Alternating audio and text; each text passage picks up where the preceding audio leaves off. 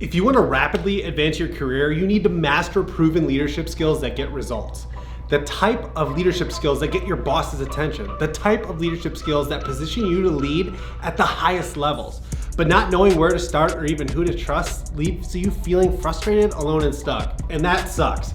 In this video, I'm going to break down the 8 leadership skills you need to develop to grow yourself, rapidly advance your career, and build a life you're proud of. Today is part 2, so we will cover 4 skills. And if you haven't seen part 1, I'll put a link above.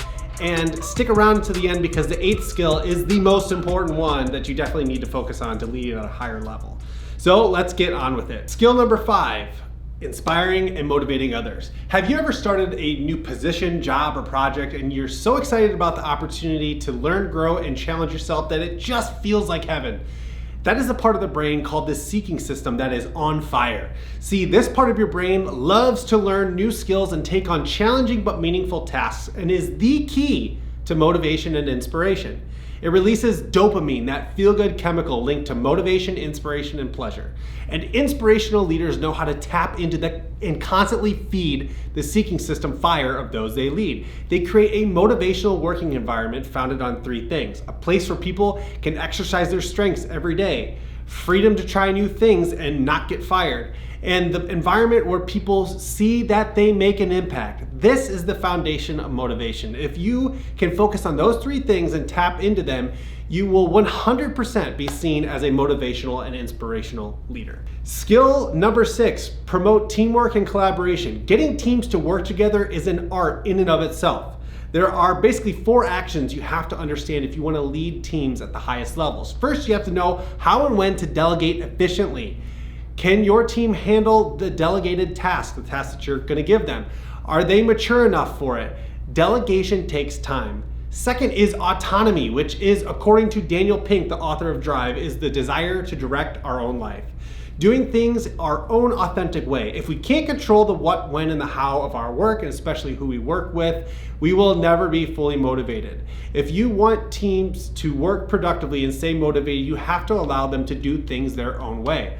All you control freaks out there, this might be a tough pill to swallow, but start asking your team, is there any way we could do this better? You'd be surprised with the amazing ideas they come up with, which when it's their own idea instead of yours, they will have much more ownership. Third is be a coach. This one kind of always freaks people out because they think it's a time sucker, but it kind of is and it's kind of not.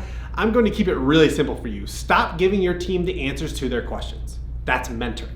Start asking them questions back so they discover the answers to their own questions. If you want your team to start working like a well-oiled machine, turn off answers and turn on questions.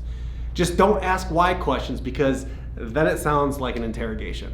Last but not least is share information. It can get incredibly frustrating for teams when no one knows how to get the information they need. A sales rep needs a sell sheet but can't find it buried in their email. Graphic designers need the updated logo for a new product, but the business development team has those files. As a leader, you need to make things incredibly simple to access. Make this a priority for your team and they will love you for it because you're making their life easier. If you want them to collaborate better, use apps like Dropbox for files, Slack for communication, and Asana for task management. I've used all of them and you should too. You'll thank me later. Skill number 7 is problem solving in a team environment. When it comes to problems, there's 2 types of people in this world. Which one are you?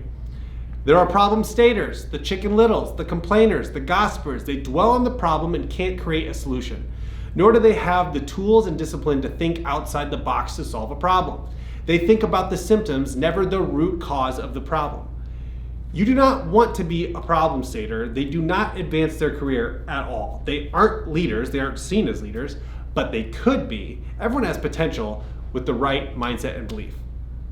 You, on the other hand, want to be a problem solver, the type of person people lean on for ideas, to assemble the troops and with expertise solve problems like a champion.